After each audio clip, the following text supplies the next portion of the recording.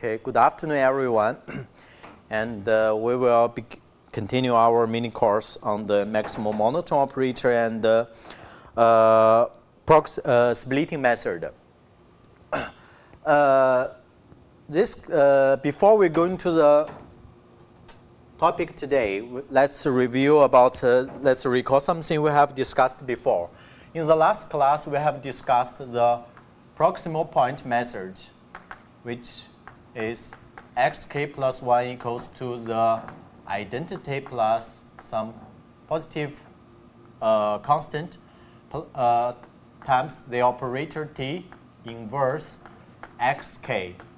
Okay, and this we call it the resolvent of the operator t.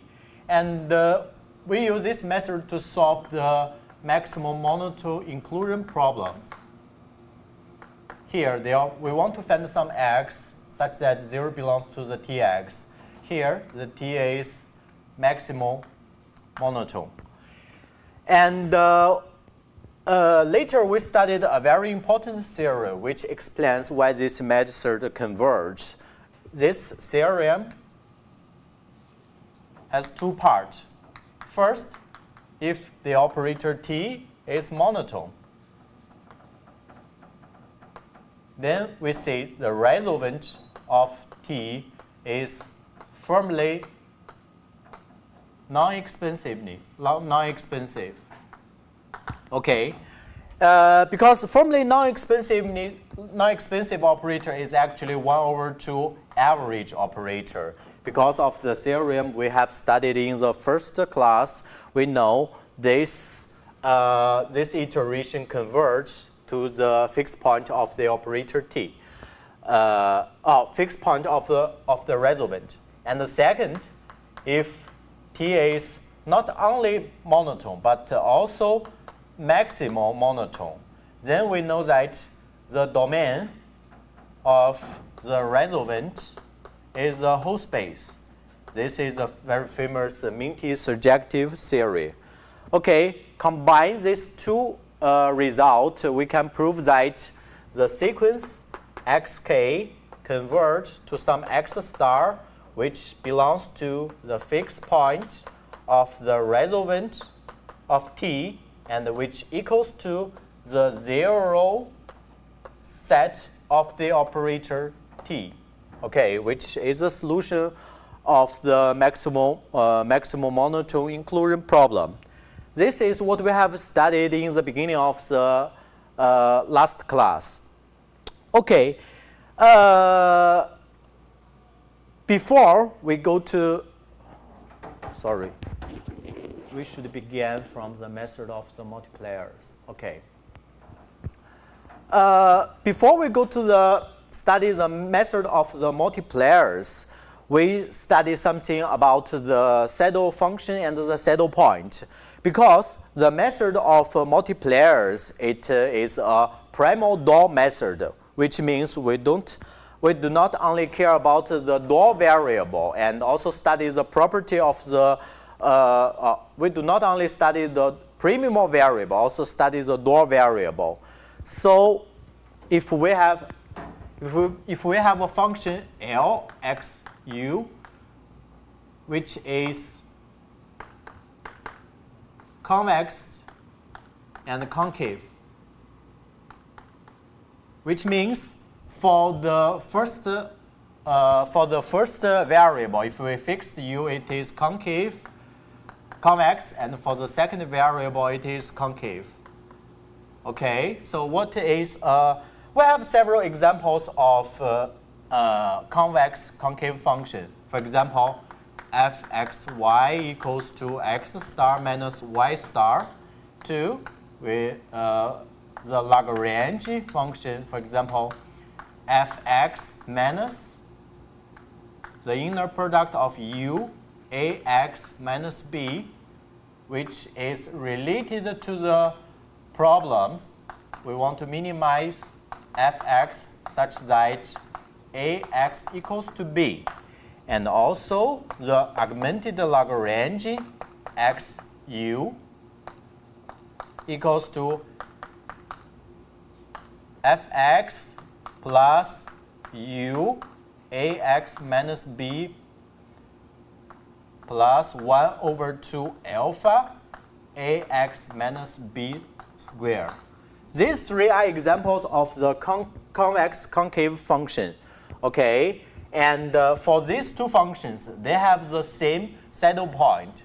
Okay, so next is what is a saddle point? If we say u x, the pair x star u star is a saddle point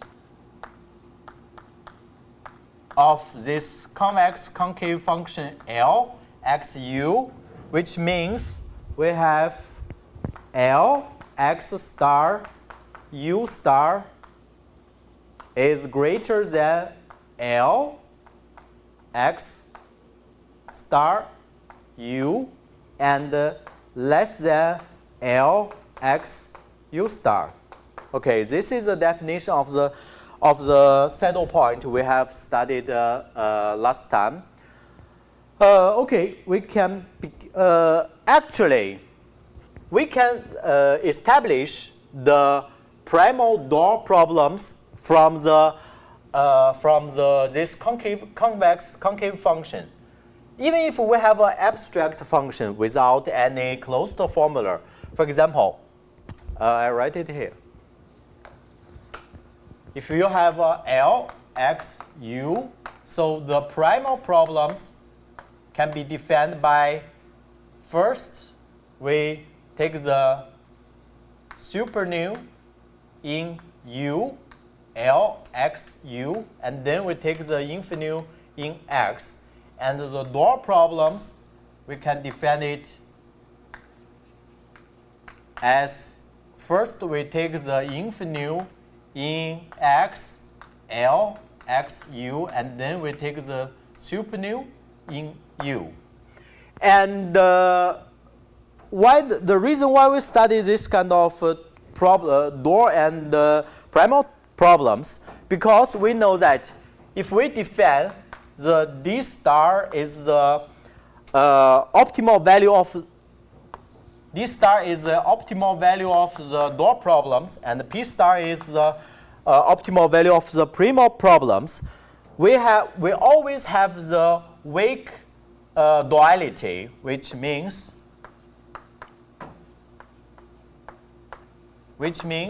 the D star is less than P star.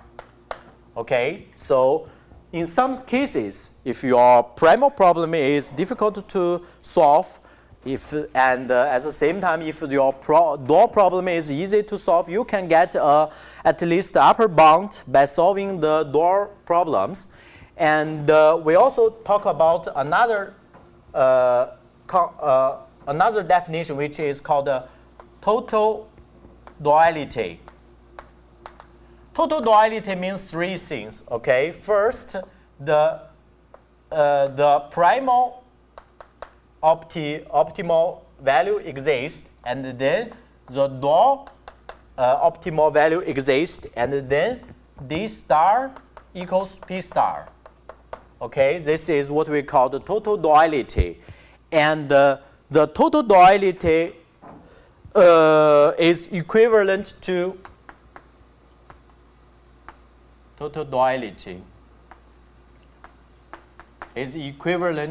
the Lx u has a Slater point.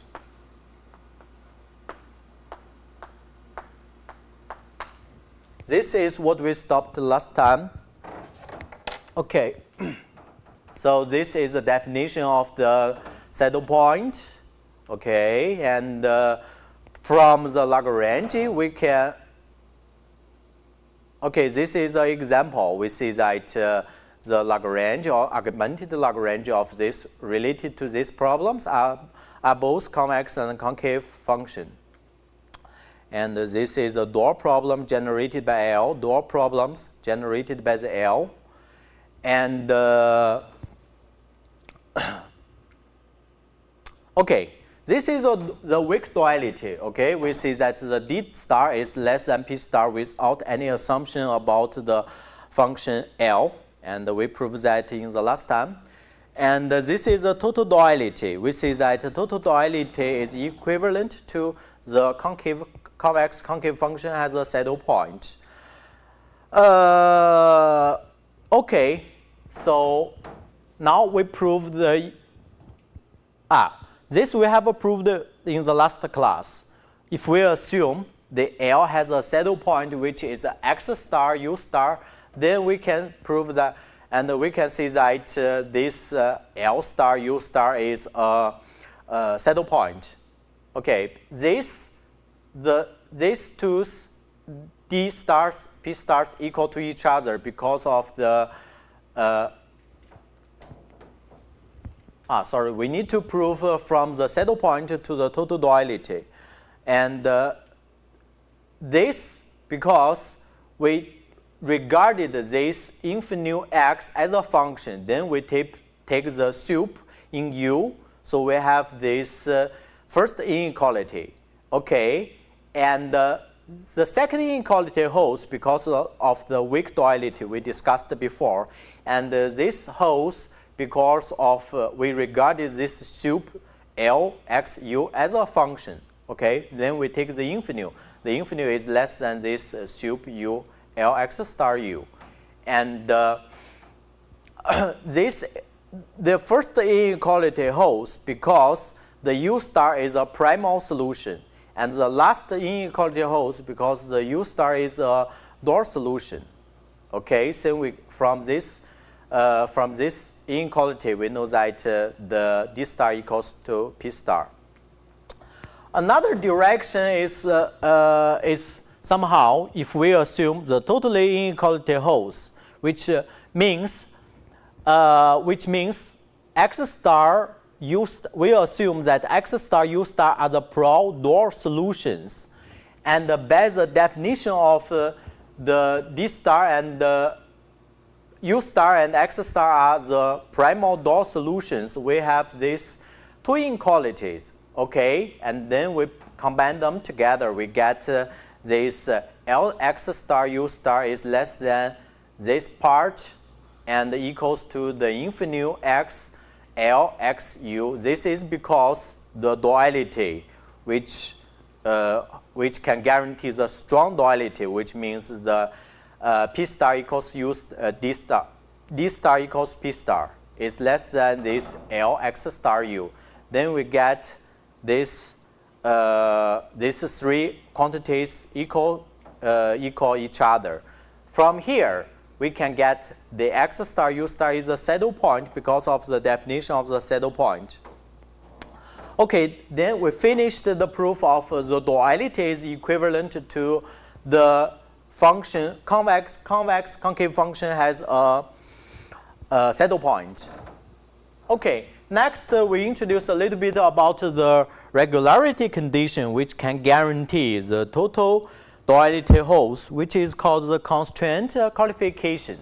For example, if we consider this primal problems, we want to minimize this F0 subject with some inequality constraint and this equality constraints, and the corresponding Lagrangian is defined by this. So if we assume that there exists x star, x belongs to the intersection of the relative interior of each fi, and at this point x, each fi is strictly less than 0, which means it's a point in the relative interior of the domain, and also at this point x, the equality constraints holds. Then we see that the D star equals to P star. Okay, and furthermore, if this optimal value is not infinite, is not minus infinity, then we also assume the Dor solution U star exists. Okay, so this is one of the regularity constraints which can guarantee the total duality. Okay, next we will introduce about the method of the multipliers. based on the duality we have introduced now. Okay, we consider about these primal problems, fx, minimize fx, subject ax equals to b. And we can write the door problems according to its Lagrange function. It is maximums, this minus f star conjugate function, okay, minus this u transpose, b transpose u. And it is generated by this Lagrange, okay. The idea of the method of multipliers here is, instead of solving the primal problems, we solve the door problems. Okay, before we solve this problem, we analyze a little bit. It's a maximum, so it is equivalent to minimize the f star minus a transpose u plus b transpose u. Okay, I can write it here.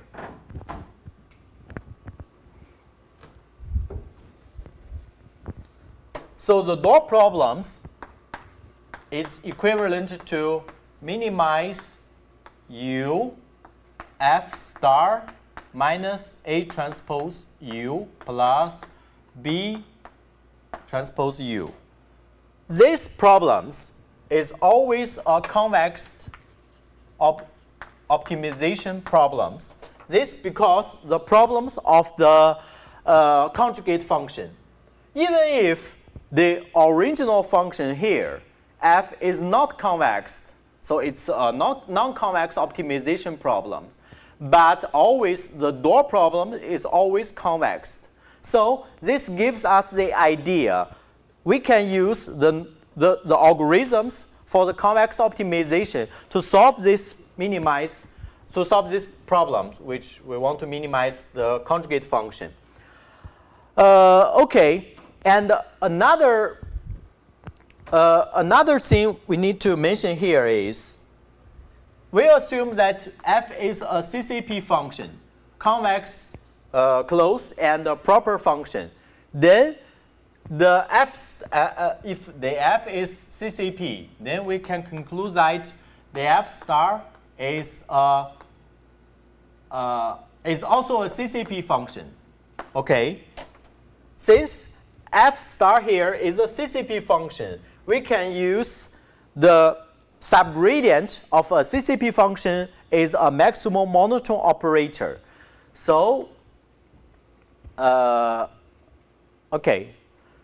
So we write the optimality condition of this algorithm, which is 0, belongs to the subgradient of f star minus a transpose u plus b transpose u. Okay, because of the subgradient of a CCP function is maximal monotone, we can conclude that the operator here, the subgradient of this function, is maximal monotone. So these problems is a maximal monotone inclusion problems. So we can use what we have discussed last class, the approximate point method. Okay, we use a resolvent to solve these maximal monotone inclusion problems. This is the idea here to derive the method of multipliers. Okay, so we go back to the slides. We assume the range of A transpose intersection with the domain of X star is not empty set. This assumption guarantees the chain rules can be used here. Okay, and we define the GU equals to this the conjugate function plus this B transpose U. Okay, since we already know the subgradient of this G is a maximal monotone operator, so we can use the proximate point method. Okay, here it's a proximate point method because it's a resolvent. The resolvent of the subgradient of this function GU. Okay, and then the method becomes in this formula. Okay, but I will tell you guys why it is in this formula. But let's analyze a little bit of this iteration. We have two steps here. First, you have a fixed UK. So you want to minimize with respect to the variable x. So you get another point, xk plus 1. Okay, so this step has nothing to do with the variable u, because u is fixed. And in the second step, since we already have this xk plus 1, we can update another variable u. So we can calculate the uk plus 1 equals to uk plus alpha a xk plus 1 minus b. So the first step is the update for the primal variables. As long as you get a new primal variables, you update the door variable. So this method, the method of multipliers, is also a kind of method primal door variables, because you update the primal variable xk plus 1 and the door variable uk plus 1 alternatively. Okay, but why the resolvent is equivalent to these primal door variables? We discuss it in the next slide. Okay, we recall the definition of u is the conjugate function plus b transpose u. F is a CCP function, and we have this assumption to guarantee the chain rule holds. Then we say it's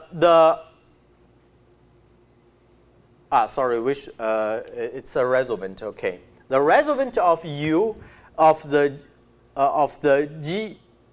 gradient of g u is equivalent to these two steps. Okay, the proof is here. I will also write the proof in the blackboard.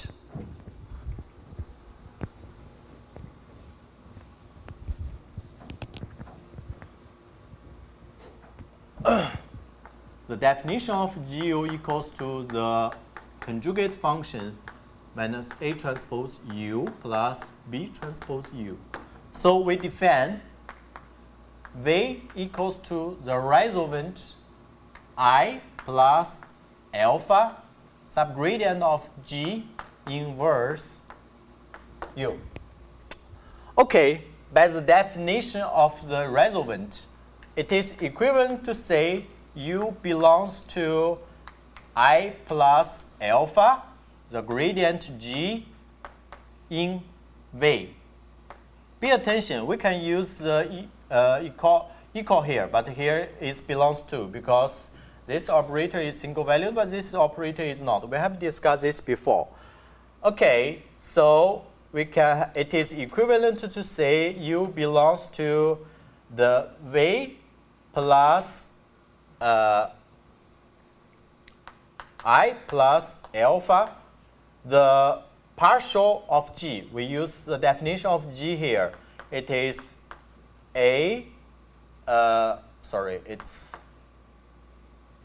there is no inverse.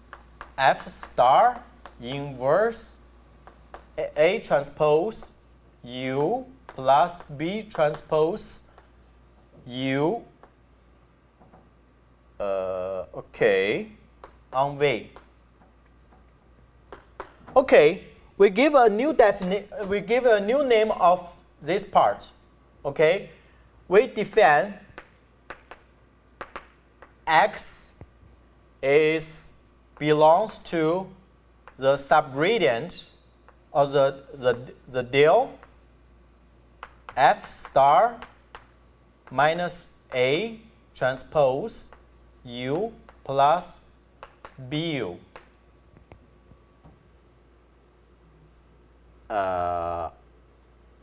Let me see.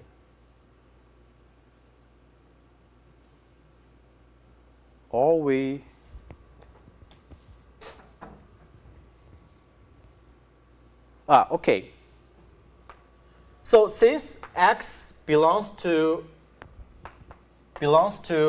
the subdifferential of this function at G, so since x is a vector, we can write it as a equality. So we have u equals to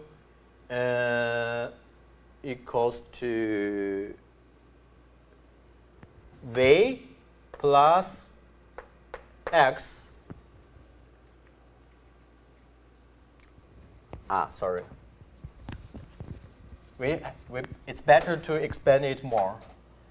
So this is equivalent to u belongs to v plus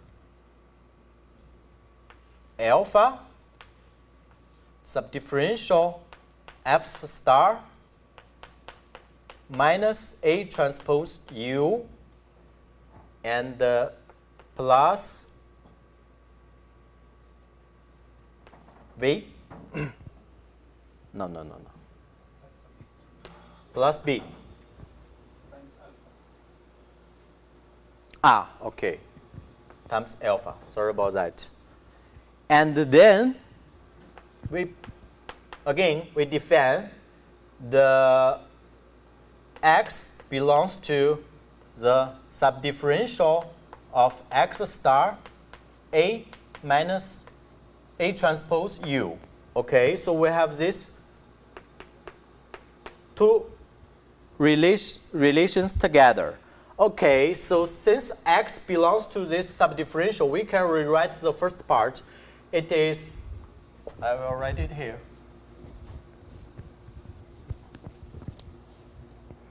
So the first part became u equals to v plus x plus alpha b.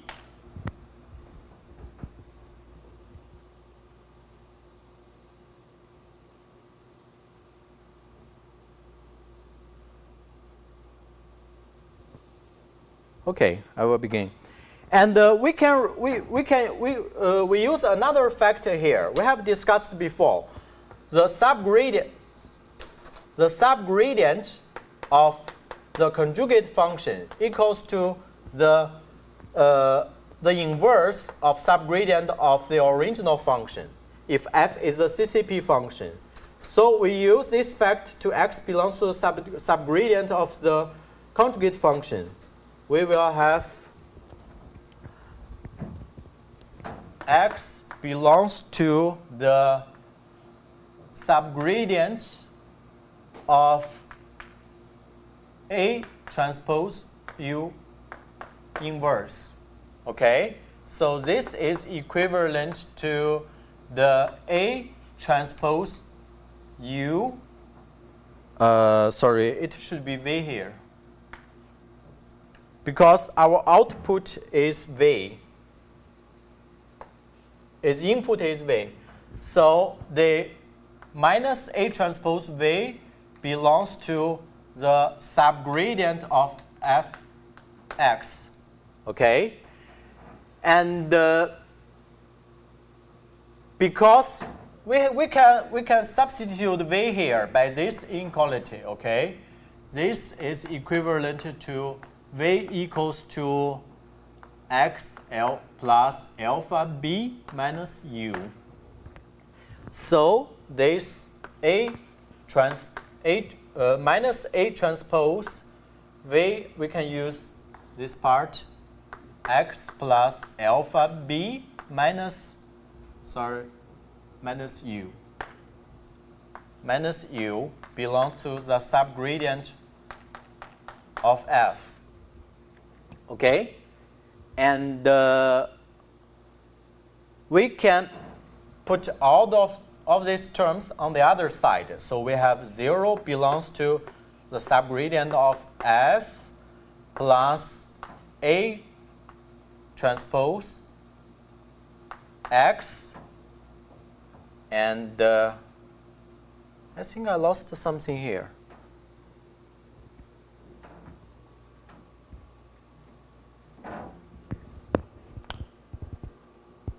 We define GU equals to this one, and V equals to this, and the U belongs to the I plus L identity. I, okay.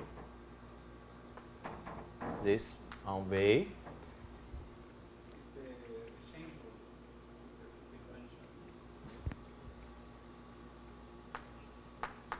There is A here, yeah? There should be A here. So there should be A here. So Outside. we define, no. And we define X belongs to this. So this inequality will have actually alpha A here, yeah? Alpha A here.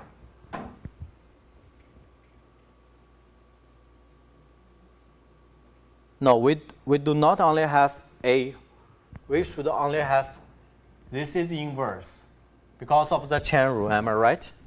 Because you need to calculate this part.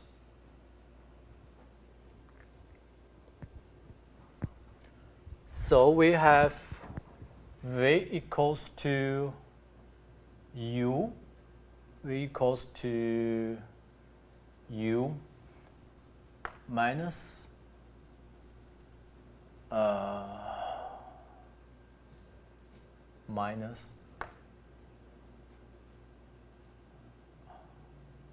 right, U equals to V equals to U plus alpha AX minus alpha B. Okay, and X belongs to this part, then the okay, and the minus okay, and minus A transpose X. So this is not correct. So we use this relation of Y, this X plus alpha AX minus alpha B. But that X is U. Because in the upper part in the left is U equal to B minus alpha AX plus, so when you go, is B equal to U plus alpha AX. We have only one X.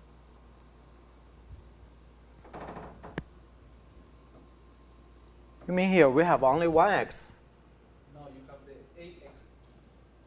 But you can see in the upper part you don't have U. There is no U. In Sorry. Yes, U. Okay, sorry about that. Yeah.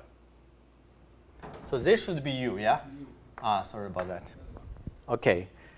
So we put all these terms on the other side. We have A transpose U and alpha AX minus B. Okay? We have the here. And we can, it is equivalent to, we put this del outside, okay? So this is fx plus u ax minus b and plus L2, let me see, alpha ax minus b square. If we put the del outside, okay? So, according to the definition, because the 0 belongs to the subregion of the sum function, then we can conclude that the x is the minimizer of this function, fx plus u, the inner product of u, ax minus b, and plus 2 alpha ax minus b square. I mean x. Sorry, it's a little complicated to use x here. So we get the x belongs to the argmin with respect to x, fx plus u ax minus b alpha over 2ax minus b, because this 0 belongs to the subgradient of this function. This is the optimality of the this optimization problem. Okay, and we also have this v equals u plus alpha ax minus alpha b. So it's corresponding to this one. So if we use another notations, let's go back. Okay. We use another notation, x plus y. So first we can have the xk plus 1 is the argument of this alpha, this augmented Lagrange function. It's defined here. Okay, it's equivalent to, it's the same as here. And then as long as we have this xk plus 1, we can update the another variable uk plus 1. Okay. So this is the method of the multipliers. We can get it from using the proximate point method for the door function. Okay, why it works? Because this function is the CCP function, and the subgradient of the CCP function is a maximal monotone operator. Then we can use the proximal point method.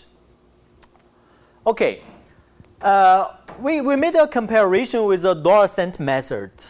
The door ascent method, which is also a primal door method, which we can show it immediately. It also works in 2 steps. First, we update the xk plus 1, the pro variable, by minimize this function, but it's not the augmented Lagrange function anymore. It's the Lagrange function. And then we update the door variable uk plus 1 in the same rule. Okay. How can we get this door ascent method? We can also begin from the duality established by the Lagrange. So we have this Lagrange corresponding, we have 2 problems. The primal problems is first maximum, then minimum of this Lagrange function, and the door problems, as we discussed before, the door problem is always convex, even if the primal is not. So we can solve these door problems by the subgradient method. And we also define the u is the minimum of capital L, the Lagrange of L in X. Okay, since it's a concave function, okay, sorry, we maximum this concave function, or it's equivalent to minimize the inverse, which is the convex function. Okay, so this function is a concave function. We recall the subgradient of a concave function. The only difference is this is less than or equal to, it's not greater than or equal to. So if S satisfies this inequality, we call S is a subgradient of function f at point x. So if we want to use the subgradient method to solve convex optimization problems, we need to know what is a subgradient. Okay, we assume x prime is a minimizer of the Lagrange at the point u prime. Okay, for any given u prime belongs to, sorry, this should be Rm. Then we see that the ax prime minus b is a subgradient of g at u. It's easy to check. We just follow the definition of the subgradient. Okay, this gu equals to minimize of the Lagrange, which Lagrange is the first inequality follows from the definition of Lagrange. Okay, since it's a minimizer, it's less than or equal to any fixed I. Okay, this is x prime, and we plus this term and minus these terms here, so we get this equality. And since by the definition, the x prime is a minimizer of this, of the L at the point for a given U prime, we can write the first part, first we write this first part equals to GU prime, okay? And then we get this GU is less than GU prime plus U minus U prime, the inner product with A x prime minus B. And for any U, okay, for any U in the whole space. So by the definition, we know this vector A prime minus B is a subgradient of this function G at the point U prime. Okay, so as long as we know a subgradient, we can use the subgradient method. Okay, so first, the significance of the first step is to calculate the subgradient. It is similar to the multiplier of method of multipliers, but the significance here is different. Because here, why we minimize this function? Because we want to know the Ax prime minus B, which is a subgradient. And by the definition of x prime, it's a minimizer of f of the Lagrange for a given point U prime. So we need to minimize the Lagrange. So that's why we take the argmin in the first step. Okay, so how do we, the meaning of the second step is, this is a subgradient, okay? So we take the subgradient and we take some steps. So this scheme is a subgradient scheme, okay? We make some remarks here. Here, the U is defined by the linear function, okay? Because the primal problems, the constraints of the primal problems is linear constraints. So we can calculate the gradient. The gradient just equals to Ax plus minus B. And since it's differential, this subgradient method can guarantee the function value increase, which means the GU xk plus 1 is strictly greater than GUK, okay? Because it's a concave function. If we use the subgradient, it's a ascent method. But if the constraints, we go back to the problems. If here we do not have a linear constraints, we have abstract constraints, and the constraints function is not differentiable, we cannot guarantee this ascent property, okay? We cannot guarantee this ascent property. But the subgradient method will also converge. And we recall the method of multipliers. In the method of multipliers, in the first step, it's argmin of the Lagrange function, okay? Not the Lagrange function. The advantage of Lagrange function is, if the f is a nonlinear affine function, okay, then the Lagrange, it could be unbounded below, okay, for most of the value of u. But even if f is a nonlinear affine function, the augmented Lagrange function will bounded below. We can go back to the method of the multipliers. Here, in the method of multipliers, in the first step, it's the argmin of the augmented Lagrange function. So it will always bounded below. So it has not the problems as the door ascent method has here, okay? Because the door ascent method here, it's the argmin of the Lagrange function. This is the difference. And we can have another perspective view of the method of multipliers. If we use the augmented Lagrange function to establish the primal problem as door problems.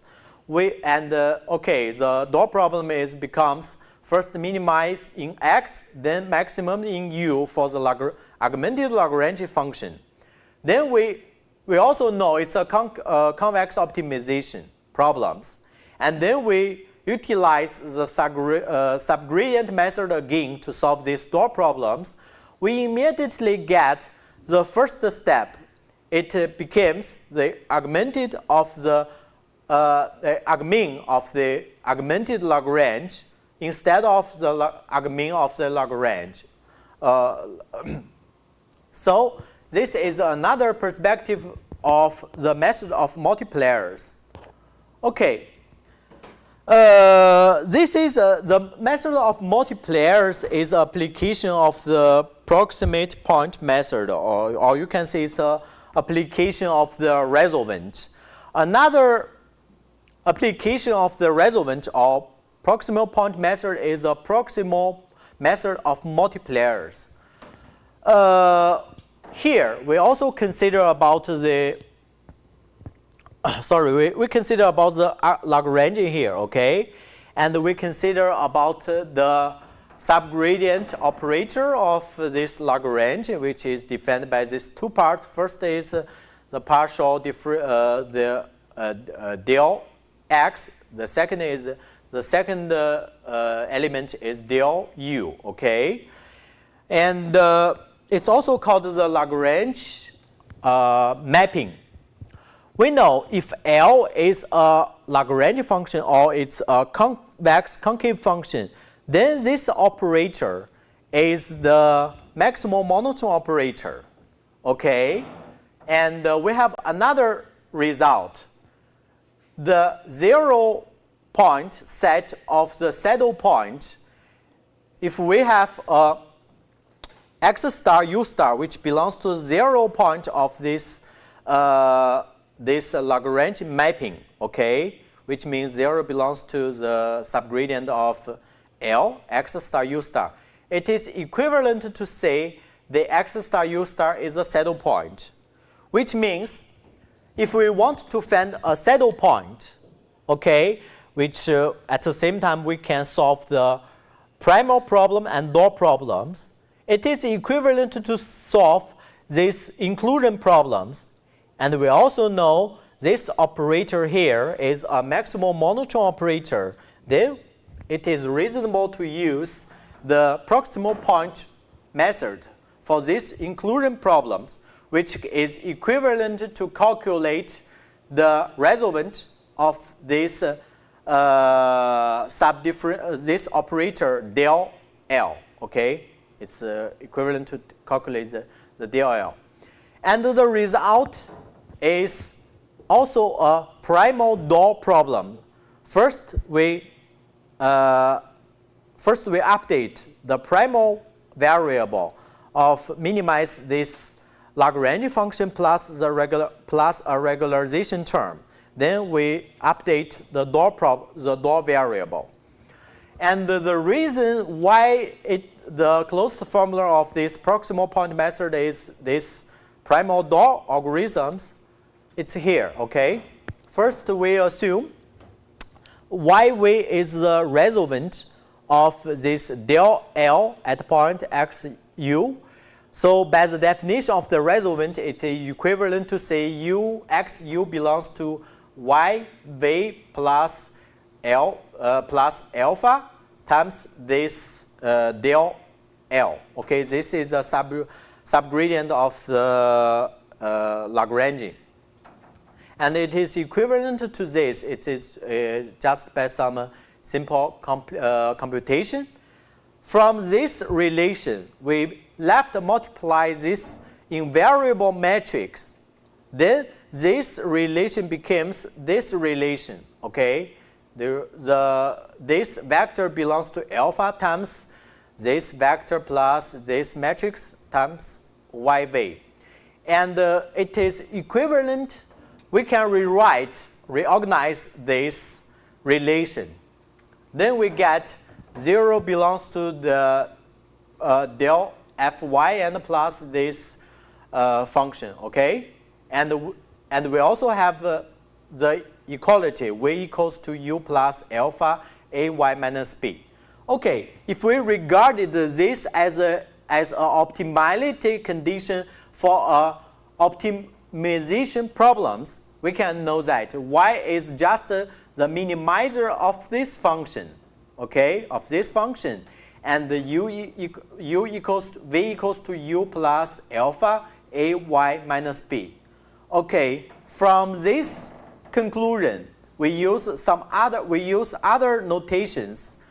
We go back, we can get the proximate point method related to the partial L, okay, is just this primal steps and the door steps, okay. First you update the xk plus 1, then you update the door variable uk plus 1. So this is what we call the proximal method of multipliers. Actually, this proximal method of multipliers is the extension of the method of multipliers. It combining two benefits. One is the augmented Lagrangian approach, and another is this kind of regularization. We know this kind of regularization, this regularization terms can accelerate the converge velocity and also make your algorithms robust. Okay, next we will introduce another part which is called approximate point method. All the methods I mentioned before, the method of multipliers, the approximate method of multipliers, they calculate the resolvent exactly, which is actually very difficult in the practical situation. Sometimes it's as the same difficult as the original maximal monotone inclusion problems. So we need to study, is there any proximal ways to calculate the resolvent. Before we go to the proximal method, we rewrite the proximal point method, okay? This is the original definition, and this is a resolvent. It is equivalent to say we want to find x such that the 0 belongs to ckx plus x minus xk, okay? The proximate point iteration is equivalent to solve this inclusion subproblem, okay?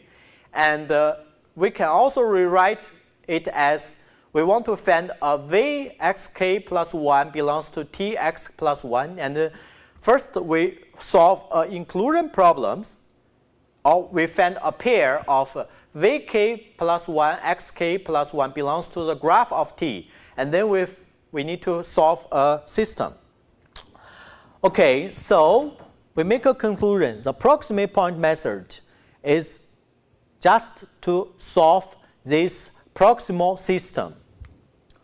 Okay, so we go to the proximal method, proximal point method.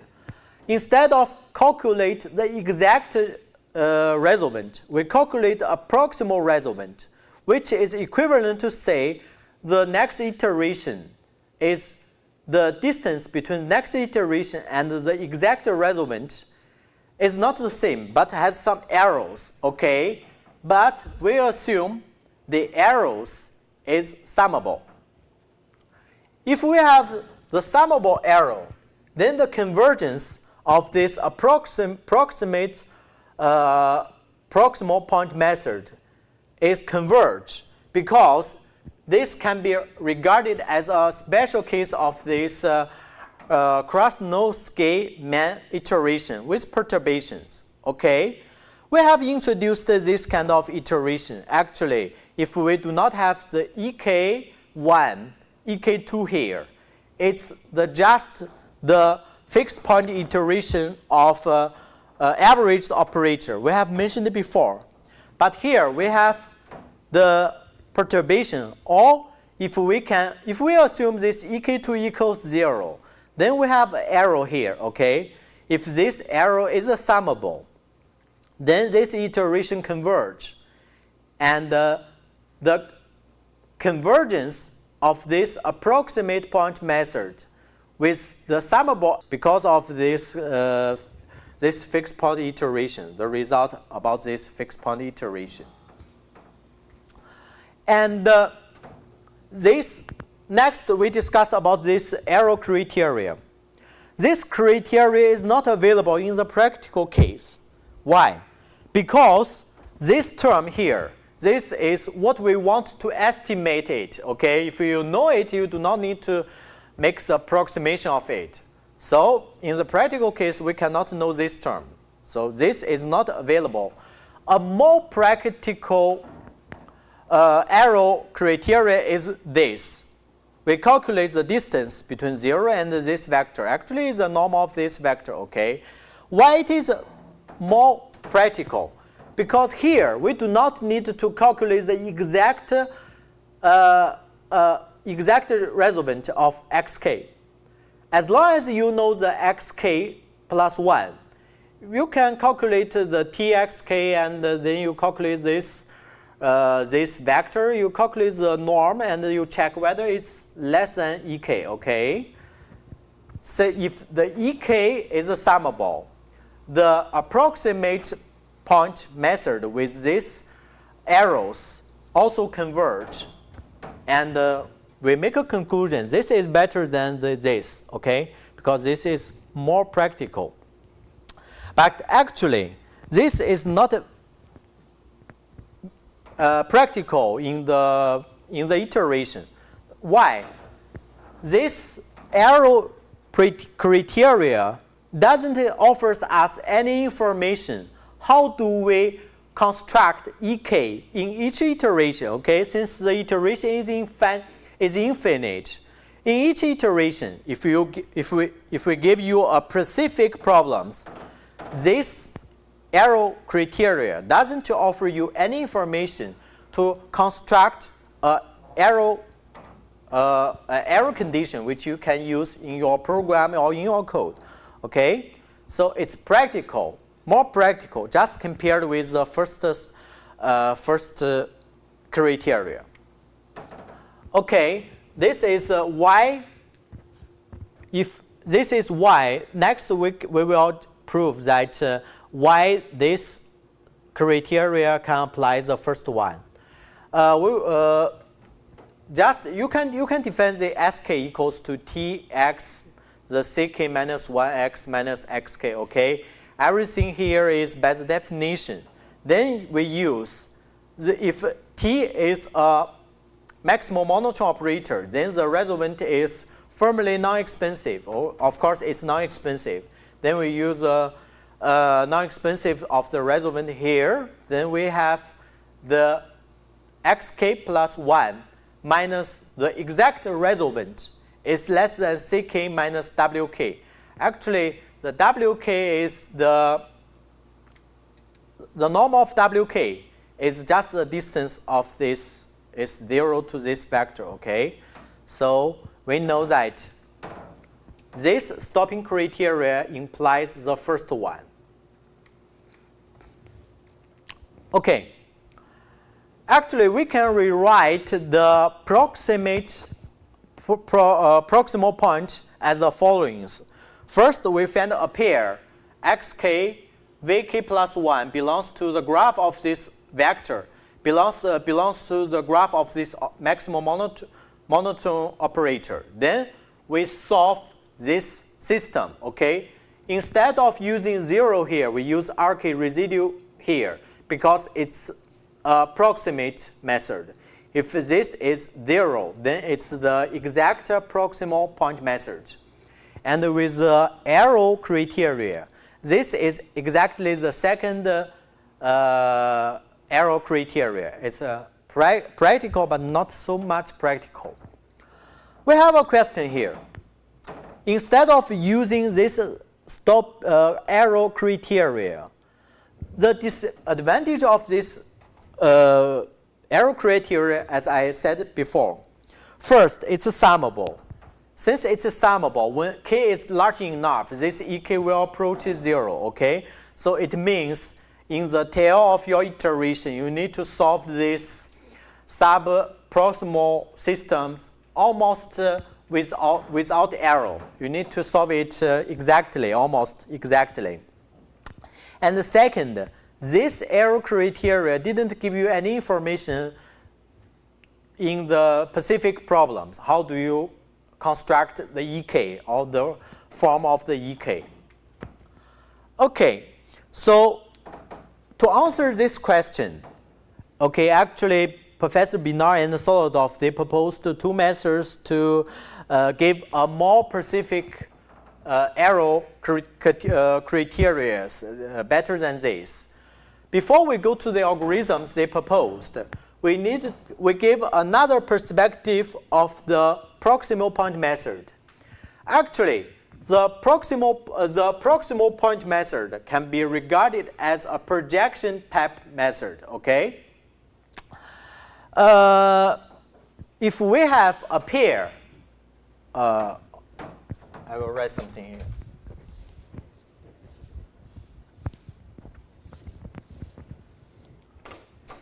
For example, here you have a pair xk plus 1, vk plus 1. You already have a pair which belongs to the graph of the operator t. Then you can use these two vectors to determine hk plus 1 equals to x belongs to the whole space such that vk plus 1 interproduct with x minus xk plus 1 is equal 0. Okay, first it's a hyperplane.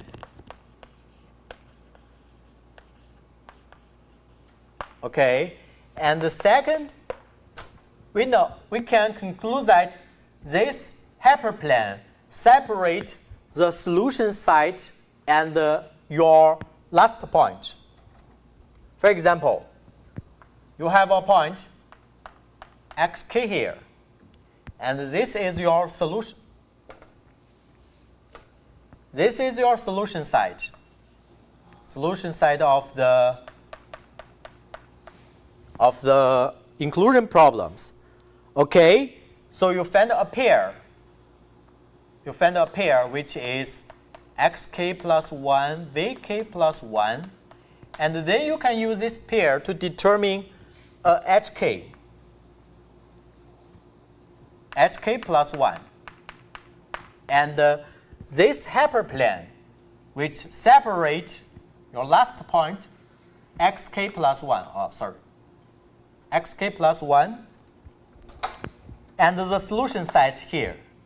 Then if you do the projection, okay, if you do the projection to this hyperplane, actually this is exactly the point xk plus 1. And obviously this point is closer to the solution site than the last point xk. Okay, so the exact proximal point method can be regarded as the projection method of xk to the separating hyperplane of hk plus 1. And the definition of this hk plus 1 is just defined by the pair of xk plus 1, vk plus 1. This calculation is trivial. If you just need to recall what is the closed formula of the projection to a hyperplane. Okay? And we can also draw what is the direction of the, where is the vk, or what does the vk plus 1 looks like. In the exact proximate point method, it can be write as a system, as I mentioned before. First, vk plus 1 belongs to txk plus 1. Okay? And then you have somehow ck vk plus 1 plus xk plus 1 minus xk equals 0. Okay? This is equivalent to the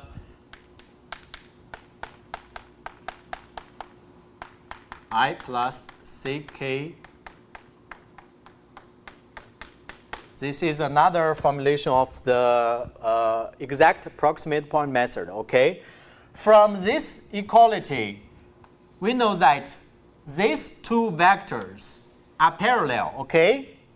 So, and xk plus 1 minus xk is just this vector, okay? And then, what is the direction of this vk plus 1? It's just inverse. So this is vk plus 1. So what can we get from the first inclusion step? We get a pair. We get a pair xk plus 1, vk plus 1. And this vk plus 1 gives you a direction which towards the solution side, which means if you go along this direction, vk plus 1, you can get closer to the solution side, okay? This is why as long as you do the projection to this hyperplane, you get closer to the solution side, okay? The idea of this vector is a direction which you go along this direction, you can get closer to the solution side, is used in the HPE, which we call a hybrid proximal extra gradient method. Okay? So this is the exact proximal point method, which can be interpreted as a projection into a hyperplane.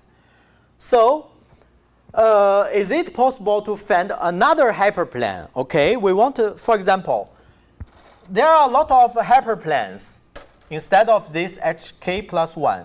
For example, maybe this one or maybe another one which still has the property which separate the xk and the solution side. For example, this hyperplane, we call it hk plus 1 hat. If this hyperplane can still separate the point xk and the solution side, then obviously you can do the projection. Okay? Because of the separating theorem, your projection will get closer to the solution side. So why we want to find another hyperplane? Because the calculation of this hyperplane relies on the solution of this subrow problem. First, you need to find a pair, okay? Vk plus 1, xk plus 1, which belongs to the graph of T. And then you need to solve this equality exactly without arrows. So the cost of this hyperplane, which is very expensive, which gives us the idea, is it possible to find another separating hyperplane which also have the separating property but which is easier or cheaper to calculate? This is the idea. This is the idea of this hybrid projection point algorithms. This slide explains why it separates, why this hk plus 1 separate xk and the solution side, okay? This is the definition of hk plus 1. First, you take any solution x bar, which 0 belongs to x bar. So by the monotonicity of the operator t, because t is, of course, monotone, you have less than 0. Okay? Since t is monotone and xk plus 1 is a pair of this. On the other hand, we use the x here. Okay? We use x here, and we use this equality here. Okay? We use this equality here. Then we can get this inner product equals to ck plus this. If xk is not equals to xk plus 1, this is greater than 0. So we have this separating property. So this means the hk separate xk and the solution x bar. Okay. Binary and Solodov, they use this idea to propose these algorithms. Okay. hybrid projection proximal point method. Instead of using this system, pay attention, this term, you find this pair. Actually, you find this pair without arrow. And you solve this system without arrow because it's 0. First, we put the arrow here. In the second step, we put a residual here. So we use this system to construct a approximate hyperplane, which also can strictly separate the current point, which means xk, and the solution side, okay? The algorithm works like this. We give an initial point and a parameter which is related to the arrow. And if you have xk, we choose a step size which is bounded away from 0, okay? First, you also find a pair, okay? You find a pair which vk belongs to the tyk. I apologize for the notation here. The notation is not corresponding to the previous one, but it's correct.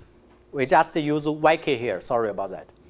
So we find a pair vk, yk belongs to the graph of this monotone operator t. And then we solve this term, this equation, with residue, with arrows rk here, okay? Instead of using the summable arrow, remember the arrow which used before, actually the summable arrow is proposed by the Rockefeller in his paper in 1976, okay? We use this relative arrow. Actually, this relative arrow guarantees the radius of these two vectors. What does this arrow means?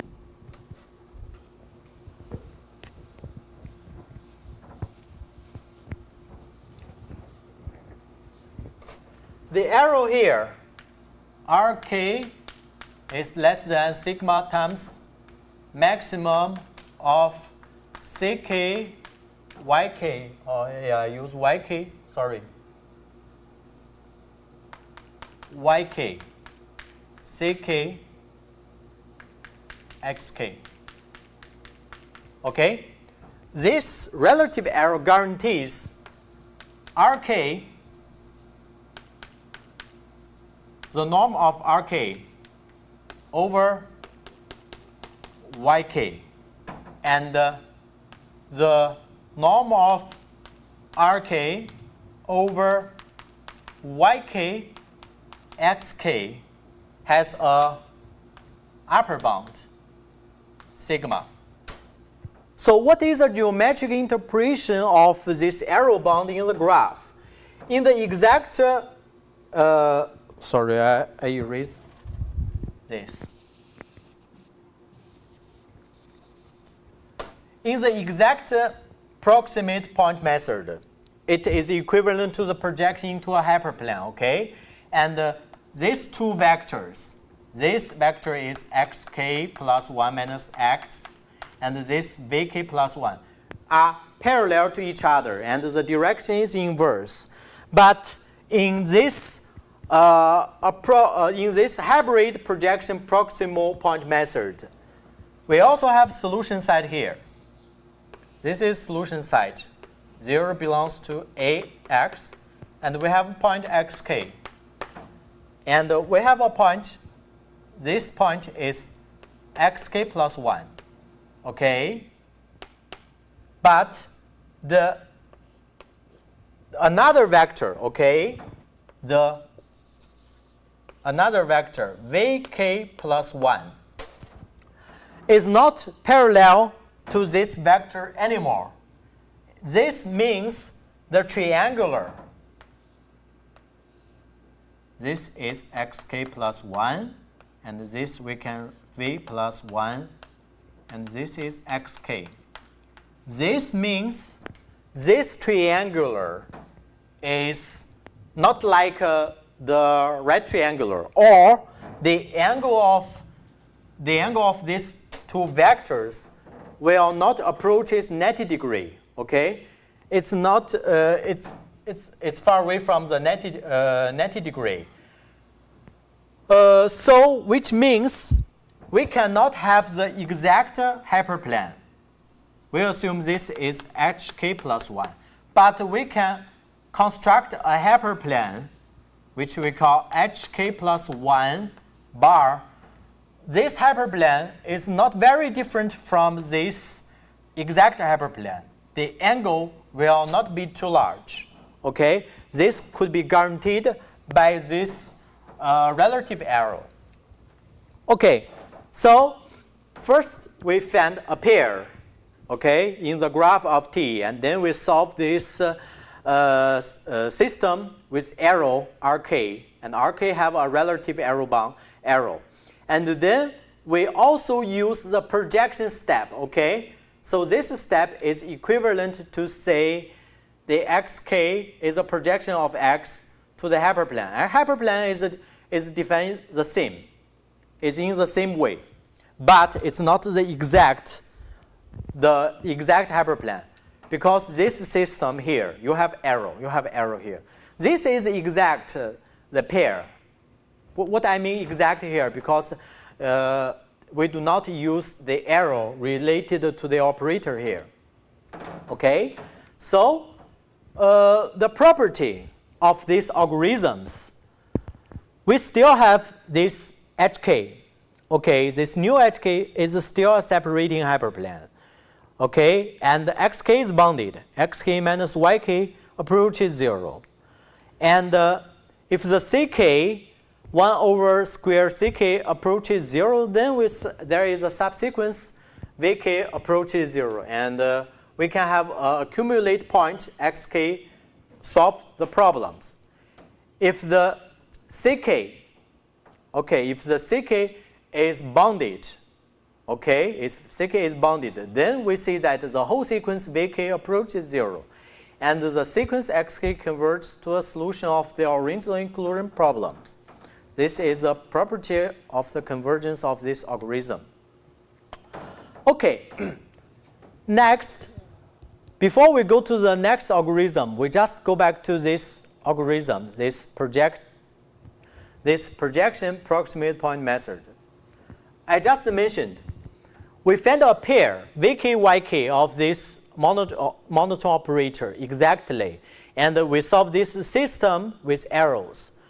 Okay, which means we solve this system with arrow, but here, in this inclusion part, we do not have arrows. So if we imagine, if we also solve this inclusion problem with some arrows, we have two arrows. First arrow from this equation. Second, we arrow from this inclusion problems. Maybe the algorithms is even cheaper, okay? So this gives us the method which is called the hybrid proximal extra gradient method, which is called HPE. Because if we want to solve the operator with arrows, which means we need to use the enlargement of the maximal monotone operators. So we need to know what is the definition of the enlargement. Before we go to the enlargement of a monotone operator, we recall the enlargement of the subgradient. Okay, we recall the epsilon subdifferential of a convex function. So if we assume f is a CCP function, the subdifferential of f is a set-valued mapping, which satisfies this inequality. Okay, and in Rockefeller's book, he established this result, which the subgradient of a CCP function is a maximal monotone operator, which connects the maximal monotone operator and the convex function together. And to prove this result, of course, up to now, we can use some other knowledge to prove it. But in Rockefeller's book and his paper, he used the definition of epsilon subgradient or epsilon subdifferential, which is defined in this way. Okay, we define this del UF from R plus times Rn to Rn, which satisfies this inequality. Here, the difference is here. If this epsilon equals 0, then it becomes the subdifferential. But if this epsilon is greater than 0, then we can say that all the subgradients will satisfy this inequality. So this enlargement contains the subdifferential of the convex function f.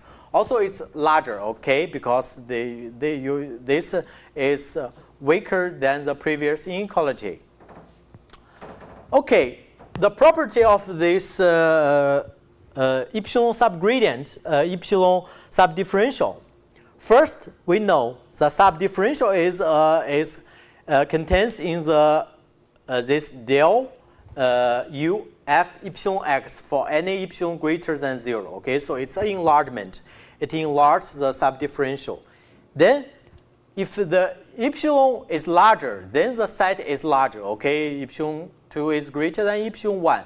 Then the epsilon 2 enlargement is greater than the epsilon 1 enlargement. And another very important property is, in this enlargement set of a convex function, you can do the transportation formula, which means you can use the convex combination of the elements in the epsilon subdifferential to generate new elements. Because this enlargement is convex, but it does not hold for the subdifferential of the function. Okay, it only holds for the enlargement. Okay, the application of the enlargement of the subgradient. First, of course, Rockefeller used it to prove the subgradient is of a convex function of its maximal monotone operator. And it also can be used to develop some non-smooth optimization algorithms like bundle methods or perturbed proximal gradient method, okay? And it can also characterizing approximate solution of the optimization problems. Okay, since the subdifferential can have a enlargement, we know the subdifferential is a family of the maximal monotone operators. So it's natural to think about the maximal monotone operator can also have enlargement, okay? So we assume T here is a maximal monotone operator, set valued. And we define this T epsilon from the R plus times Rn to Rn. It's a set valued. Recall, what is monotone operator, okay? The monotone operator here, the epsilon is just 0. Here, we assume it is greater than minus epsilon. So all the elements which belongs to the T will also belongs to this T epsilon. For any epsilon is greater than 0, okay? So it is also equivalent to use this expression, okay? But here, this Ty/Tx is set minus set. You need to be careful about that. And this T epsilon, the enlargement of the monotone operator, is introduced by Regina Usum and Zweiter in the paper in 1997. And the enlargement of the maximal monotone operator also has the corresponding properties as the enlargement of subgradient has. First, the graph of T contains in the graph of T epsilon, okay? And then if you have a larger epsilon, epsilon 2 is greater than epsilon 1, then the enlargement becomes larger than the previous one. And also, the transportation formula works in this enlargement, okay? You can use the convex combination of the elements in the graph of the epsilon, T epsilon, to construct new elements. And this operator, T epsilon, can be developing new algorithms for variational inequalities and also the proximal solution of the inclusion problems, also for study the theoretical property of the maximal monotone operators. the idea of the HPE. Okay, you will see it later. And we have another very interesting result about this kind of enlargement. Consider about these three properties. Okay, the first is the enlargement, and then if you have a larger epsilon, the set became larger, and then the transportation formula works. The family of operators which satisfies these three properties is not only the enlargement T epsilon. We can also find some other family of operators satisfy these properties.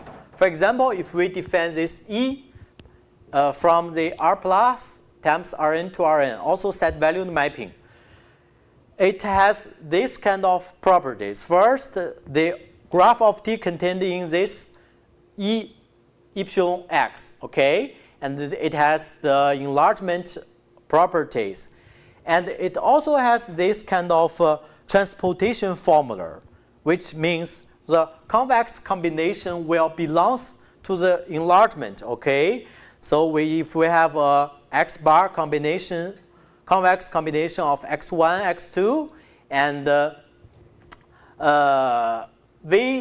V bar, sorry, this should be V bar is a convex combination of V1 and V2, and we can know that the V bar belongs to the E with respect to epsilon and x bar, and this epsilon has the formula of this convex combination of alpha 1, epsilon 1, and plus this cross terms.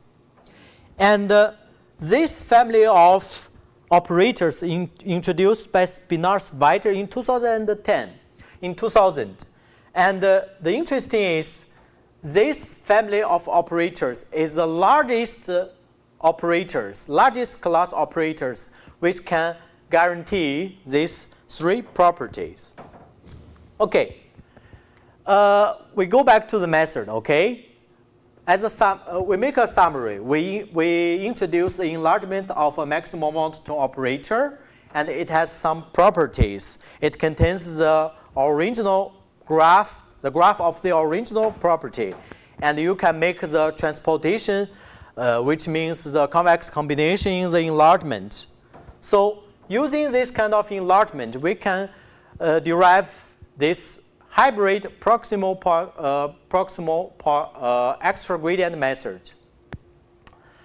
First, we recall the approximate point system, which we used to analyze the previous algorithms. Okay, first you need to find a pair here, yk, vk, and then you solve this system with the residue. This is called approximate proximal system. Okay, and first you have this Rockefeller's absolute error bound. Okay, this is summable error, and then you have the Weiter's relative error bound. Okay, it's less than the sigma times the maximum of these two quantities, but you need to add another step size. Okay, you need to projection the point xk to an approximate separating hyperplane, which I introduced here. Okay, you need to project to this hyperplane. Then you can use this system to derive the approximate point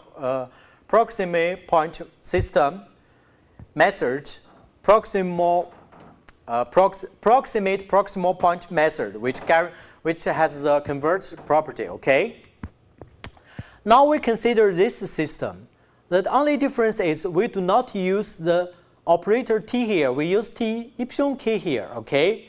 So we have both arrows in the first inclusion part and arrows here in the system part. Okay, in this equation. So from these terms, we can derive the hybrid approximate extra gradient method. Okay, because of the time, we left the introduction of this algorithm in the second class, And first we say, we give a forecast. First you say, we also have a relative error here, okay? You see, we also have a relative here. But this is not enough. We need another step.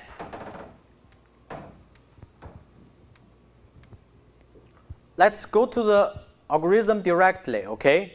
First, of course, you have an initial step, initial point and the error parameter. And then, first, you solve these inclusion problems. Okay, you find a pair, vk, yk, but with arrows, epsilon k. You use the enlargement here. Then, you solve these systems with the arrows, okay, with the arrows, with these relative arrows. And finally, you need to add another extra gradient step. So that's why the method is called hybrid proximal extra gradient method. This is solve a proximal system, and this you use an extra gradient method. Both of them are necessary for the convergence analysis. If you just use this system with these relative arrows, you do not use this extra gradient step, you cannot get the convergence. We offer here, this is a counterexample, okay? We will introduce next time. So next class, we will finish this slide, okay, and introduce these algorithms and also the convergence of these algorithms. And then we will go to the splitting method and the splitting problems. We will introduce the Douglas-Hatchford method and Springer method and the forward-backward method. Okay, we will finish here.